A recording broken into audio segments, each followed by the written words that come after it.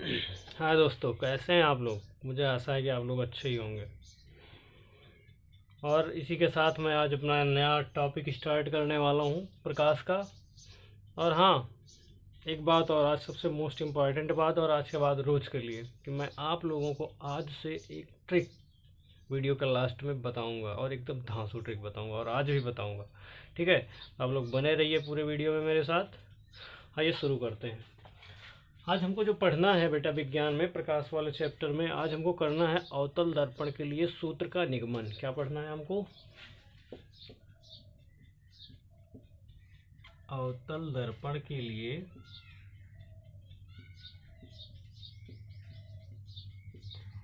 सूत्र का निगमन। एक बात ध्यान रखिएगा बच्चों, अगर आप कोई काम कर रहे हो तो उसे आप कंप्लीट कर लो, ठीक है, फिर देखो। और नहीं तो ये जितना वीडियो है, ये वाला वीडियो, इसको बिल्कुल एकाग्रचित होकर के बैठ के आपको देखना है, बीच में नो डिस्टर्बेंस, वरना समझ में नहीं आएगा। कक्षा 10 के साइंस का ये पहला डेरिवेशन है, और हमें खूब ध्यान से एकाग्रचित होकर के मन लगा करके देखना है, ठीक है। इसलिए सब लोग बिल्कुल, अगर कोई काम कर रहे हो तो काम से छुट्टी हो लो, फिर बैठ करके देखो आराम से, ठीक है। चलिए शुरू करते हैं फिर। हाँ, ध्यान से देखिएगा क्या करने चल रहे हैं हम। अवतल दर्पण के लिए सूत्र का निगमन, ठीक है। तो बनाते हैं एक अवतल दर्पण।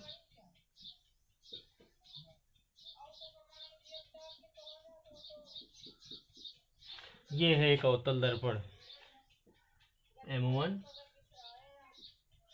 M2, ठीक है। एक अवतल दर्पण M1 M2, और ये मुख्य अक्ष रेखा, यहाँ पे ये बिंदु है P, ये इसकी फोकस दूरी F, और ये इसकी वक्रता केंद्र C, ठीक है। आगे चलिए और आगे बढ़ते हैं। यहाँ पे हम एक वस्तु रख देते हैं AB।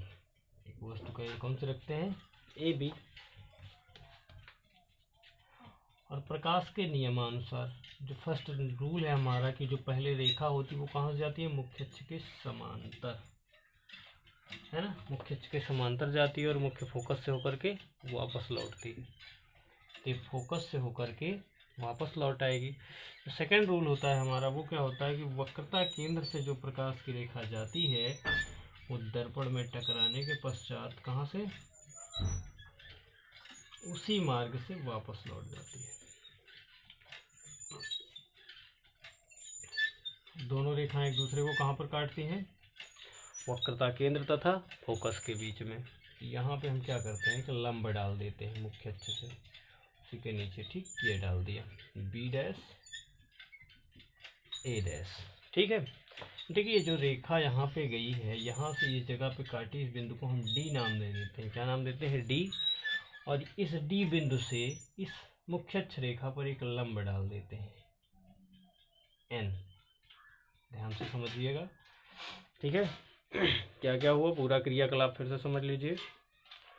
एक दर्पण है M1 M2, इसे हमें लिखना भी है। कैसे लिखना है? माना एक दर्पण M1 M2 है, जिसके P बिंदु से एक मुख्य अक्ष रेखा खींची गई है।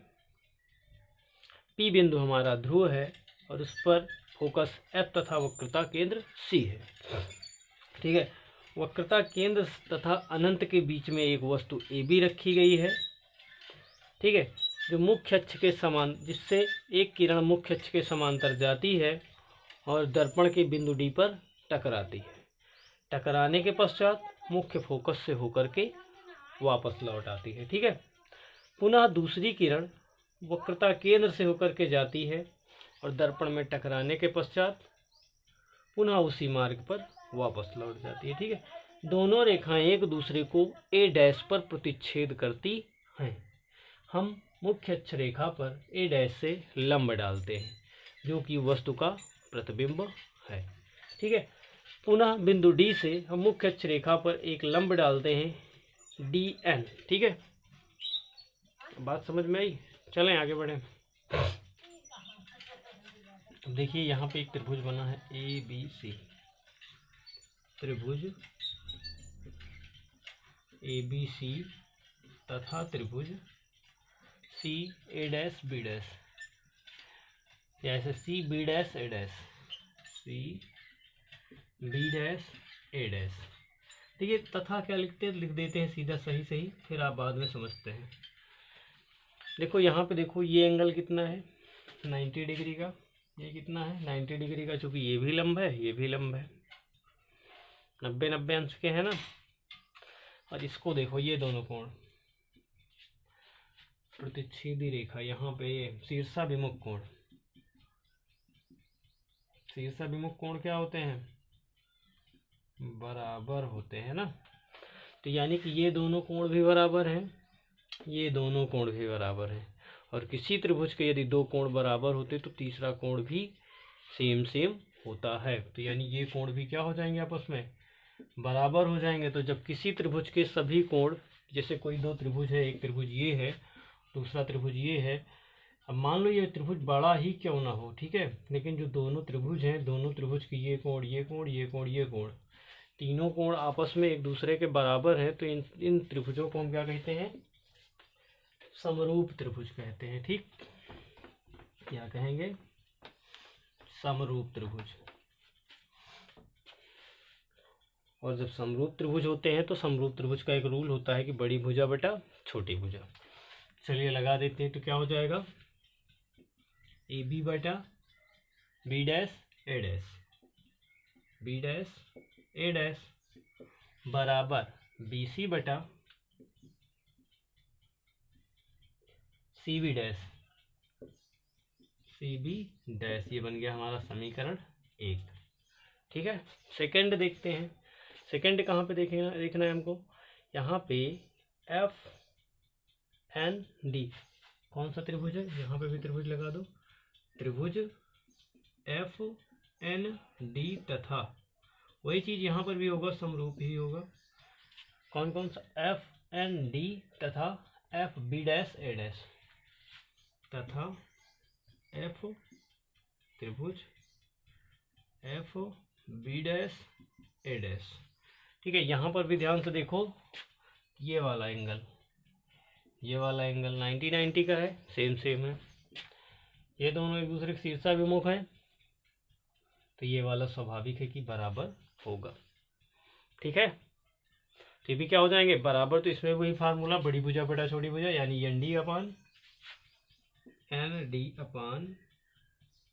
ए डैश बी डैश बराबर एन एफ अपान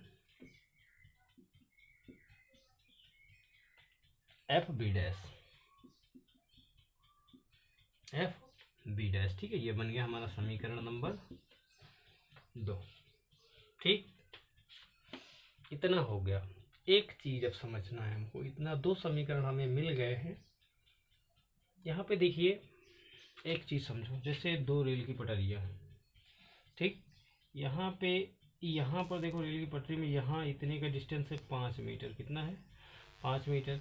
एक यहाँ पे दूसरी बल्ली लगी हुई है, इसका डिस्टेंस कितना होगा 5 मीटर ही होगा ना, क्योंकि रेल की पटरियों में जो जगह होती है वो पूरे हर जगह चाहे जितनी दूर चले जाओ सेम होती है। यानी कि जो रेल की पटरियाँ होती हैं वो क्या होती हैं, समांतर होती हैं। और जो समांतर चीज़ें होती हैं उनके बीच में क्या होता है, समान अंतर होता है, समान डिस्टेंस होता है। तो ये रेखा देखो, ये समान है, समांतर है ना, तो यहाँ पे जितनी बड़ी ए बी रेखा है उतनी बड़ी क्या होगी एन डी। यानी कि यहाँ पे क्या होगा, ए बी बराबर, यहाँ पे लिख देंगे चूंकि ए बी बराबर एन डी है ना, तो यहाँ पर जो एन डी है, एन डी की जगह चाहे हम ए बी लिख लें, चाहे यहाँ ए बी की जगह एन डी, यहाँ पर हम ये क्या लिखेंगे कि ए बी का मान या फिर एन डी का मान,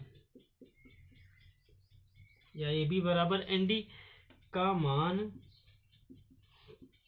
समीकरण 2 में रखने पर, ठीक है 2 में रख दें, कितना हो जाएगा, एन डी की जगह A B upon A dash B dash बराबर N F upon F B dash, बन गया हमारा समीकरण नंबर 3।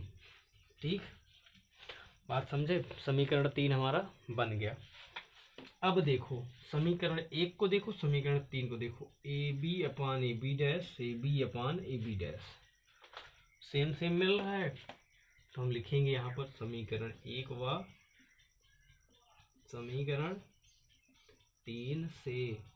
ठीक है, A B upon A B dash C dash A B upon A dash B dash C क्या हो जाएगा, कैंसिल। ठीक है, तो बचेगा कितना हमारे पास, हमारे पास बचेगा B C upon C B dash बराबर यहाँ पे N F upon F B dash, N F upon F B dash है ना, ये वाला N F upon F B dash. अब एक चीज और समझनी है हमको, क्या, देखो ये इतना बड़ा दर्पण है, क्या किया जाए, इसको छोटा कर दिया जाए। जैसे मानो कि गोला, जैसे एक गोला है, गोला बनाओ, एक कितना बड़ा गोला है, एक कितना बड़ा गोला है, इस गोले का जो वक्रता त्रिज्या इतनी बड़ी, इसकी इतनी बड़ी है ना। तो जो बेटा जो दर्पण होता है वो गोले का ही तो कटा हुआ भाग होता है। अब ये कितना बड़ा दर्पण हो गया, ये कितना बड़ा, पहले दर्पण इतना बड़ा था, अब उसको छोटा कर देंगे तो इतना बड़ा हो जाएगा ना। अब यहाँ पर देखो, अगर एक रेखा हम यहाँ खींच दें, अब इसमें खींचेंगे तो कहाँ रहेगा, इसी बिंदु पर चला जाएगा, है ना। तो यहाँ पर क्या होगा, यहाँ पर हम एक लाइन लिखेंगे कि यदि दर्पण का द्वारक, यदि दर्पण का द्वारक अत्यंत छोटा हो तो क्या हो जाएगा। देखिए ये जो n बिंदु है, ये n बिंदु कहाँ चला जाएगा, P पर, यानी कि एफ n बराबर एफ पी क्या हो जाएगा, एफ n बराबर एफ पी। ध्यान से समझ लीजिएगा, एफ n बराबर एफ पी, यानी ये इन बिंदु खिसक कर कहाँ चला जाएगा, P बिंदु पर। ठीक है, तो यहाँ पर देखिए, यहाँ पर क्या लिखा है, NF लिखा है ना, NF की जगह हम क्या लिखेंगे, FP लिख देंगे, यानी यहाँ वाला, ये वाला। तो ठीक है, इसको हम लिखते हैं फिर, तो BC अपान CB डैश बराबर NF की जगह हमको क्या लिखना है, FP लिखना है, FP अपान FB डैश। ये बन गया हमारा समीकरण नंबर 4। ठीक बच्चा, बहुत ध्यान से समझते चलना है, बिल्कुल आनाकानी नहीं करनी है। एक बात और समझो, ये है अवतल दर्पण। अब इसमें कुछ जादुई चीज़ हमें सीखना है, चूँकि हमें कल से न्यूमेरिकल करना है, तो कुछ जादुई, देखिए जादुई क्या सीखना है। यहाँ देखिए ये वस्तु है, वस्तु से लेकर के दर्पण की दूरी अवतल दर्पण में हमेशा -u ली जाती है। ठीक है, यहाँ पे वस्तु रखी है, तो वस्तु प्रतिबिंब बन रहा है ना, ये बी डैश से डैश, तो प्रतिबिंब से लेकर के दर्पण के बीच की दूरी हमेशा -v ली जाती है। ठीक है, और उसके बाद फोकस से दर्पण के ध्रुव के बीच की दूरी -f, यहाँ से वक्रता केंद्र C से, यहाँ C से कितना माइनस का r लिया जाता है। ठीक है, तो माइनस का r, माइनस का u, माइनस का v और माइनस का f, ये चीज़ ध्यान रखना। तो इसको हमें अब यहाँ पे लिखना होगा कि माना वस्तु से ध्रुव के बीच की दूरी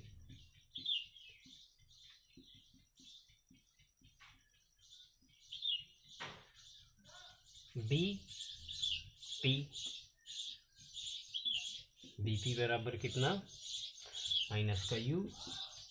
ठीक, और फिर लिखेंगे वक्रता केंद्र से ध्रुव के बीच की दूरी।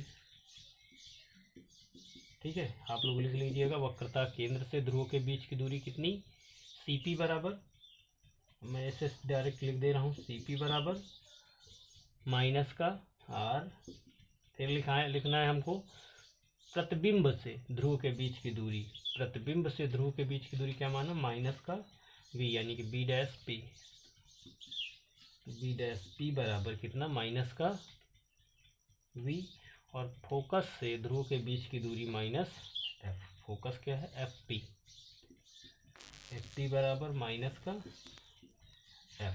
ठीक, ये चीज़ मोस्ट इम्पॉर्टेंट है, ध्यान रखना। फिर मिटा दिया जाए, फिर शुरू किया जाए, है ना।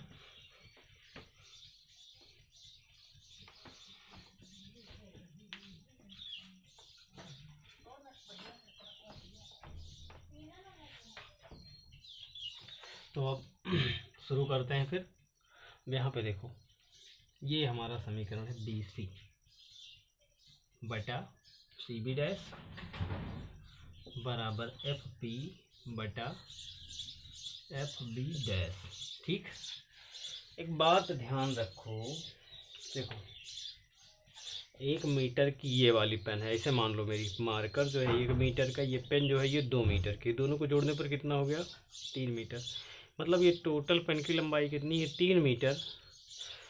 अगर हमें सपोज करो कि मार्कर की लंबाई नहीं पता है, ठीक है, ये देखो ये ऐसे मैं बना रहा हूँ, इतनी दूरी है, ये नहीं पता हमको, कुल दूरी है 5 मीटर, इतनी है तो 3 मीटर, तो इतनी लंबाई कितनी होगी 5 माइनस का 3, है ना, 5 माइनस 3 यानी 2 मीटर।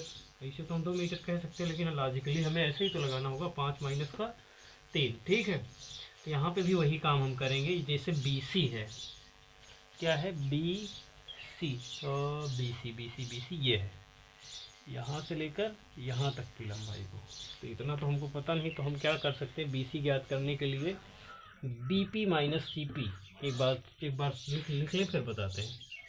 बी पी माइनस का सी पी, बी सी बराबर, देखिए बी सी, इसको ऐसे बनाते हैं, कितनी बड़ी गोद डंडा मान लो, क्षण है इतनी बड़ी, बी है, सी है, पी है। अब पूरी लंबाई हमको पता है यहाँ से यहाँ तक की कितनी है, माइनस का यू है, सी से पी तक का कितना है माइनस का आर है, पता है ना। तो ये कितना हो जाएगा माइनस का बी माइनस का आर, यानी कि B P minus C P, B P minus C P, है ना, वही चीज़ लिखा है बटा में सी बी डैश, देखिए सी बी डैश ये वाला। अब ऐसे ये भी हो जाएगा C P minus B dash P, C P minus B dash P, C P minus B dash P, अभी इसको ऐसे मान लिया जाए, देखो सी बी डैश। अब हमें क्या ज्ञात करना है, सी बी डैश ज्ञात करना है। देखिए सी बी डैश, तो क्या करेंगे C P minus B dash P, है ना, समझे, बराबर एफ पी। देखो एफ पी कितना हो जाएगा, इसका तो पता ही है, माइनस का एफ लिखा रहने दो, एफ पी बेटा एफ बी डैश, ये वाला एफ बी डैश ये वाला। यहाँ पे क्या करेंगे B dash P minus F P,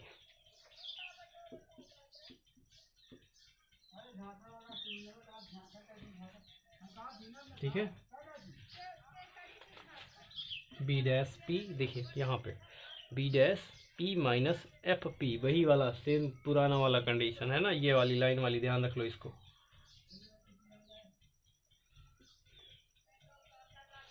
ठीक है, चलिए आगे बढ़ते हैं। इस पे मान रख दो, बीपी का मान देखो, बीपी का मान कहीं लिखा है माइनस का यू, माइनस सीपी का मान लिखा है हमने माइनस का, अब माइनस का आर है, माइनस यहाँ पर भी है, माइनस माइनस प्लस का आर बटा सीपी माइनस का आर, फिर माइनस बी डैश पी, देखिए बी डैश पी का मान माइनस बी, तो माइनस माइनस प्लस का वी बराबर एफ पी माइनस एफ बटा B dash P minus V minus F P minus F, minus minus plus का F, है ना। देखो करना क्या है, इसका गुणा इधर कर दो, इसका गुणा इधर कर दो, यानी कि माइनस यू प्लस आर, दूसरे ब्रैकेट में माइनस वी प्लस एफ बराबर minus F minus R plus V, यानी इसको इधर कर दिया ना माइनस एफ, उसके बाद इसको ले जा करके इधर गुणा में कर दिया। अब इसको गुणा कर लेते हैं, यू और वी का गुणा, यू वी माइनस माइनस का गुणा, माइनस गुणे माइनस बराबर प्लस, ठीक है, माइनस माइनस का गुणा क्या होता है प्लस होता है, तो यू वी फिर से माइनस वी और आर का गुणा, माइनस आर वी फिर से एफ का यू से गुणा, माइनस का यू एफ और एफ का आर से गुणा एफ आर, ठीक है, बराबर इधर एफ और आर का माइनस माइनस प्लस का एफ आर, वही आर एफ माइनस एफ और वी का गुणा एफ वी। ठीक है, देखिए आर एफ खत्म, आगे बढ़ते हैं यू वी। देखो बच्चा एक बात, एक डेरिवेशन आपको नहीं करवाए हैं, ध्यान से समझ लो यहाँ पे थोड़ा सा। आर बराबर होता है 2f। ठीक, आर बराबर कितना होता है 2f, या फिर f बराबर होता है r/2। ठीक है, तो यहाँ r जहाँ जहाँ पर है वहाँ पर क्या रखेंगे हम 2f रखेंगे। तो यहाँ पर हम कितना रखेंगे माइनस का 2fv माइनस का u f बराबर का माइनस का fv बचा है। इस fv को उधर ले जाओ तो uv माइनस का uf, इस uf को भी उधर ले चलो, uv सिर्फ इधर रहने दो बस, uf उधर ले जाओ, uf 2fv को उधर ले जाओ, इधर माइनस में उधर जाएगा प्लस में, प्लस में हो गया तो प्लस से 2fv से fv घटा, बचा कितना सिर्फ और सिर्फ प्लस का fv। ये बन गया हमारा समीकरण नंबर 4 था 5। ठीक बच्चा, एक लाइन और बस ख़त्म है, परेशान मत हो, 2 लाइन में ख़त्म हो जाएगा। हमें लिखना क्या है, हमें लिखना है समीकरण 5 को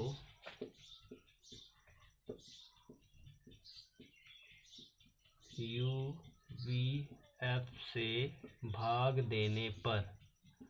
ठीक है, समीकरण 5 क्या है हमारे पास, यू वी बटा यू वी एफ से हमें भाग देना है, ध्यान रखना, प्लस यू एफ बटा U V F plus F V बटा यू वी एफ। देखिए F V U F U V cut गया, बचा कितना 1/f बराबर 1/v प्लस 1/u। यही हो गया बेटा प्रूव। ठीक है, समझ में आया, बिल्कुल सिंपल तरीके से ख़त्म। हाँ, मैंने आपको एक ट्रिक बताई थी, कहा था बताने के लिए। ठीक है, चलिए बताते हैं आपको एक ट्रिक, तो इधर ही बता दिया जाए।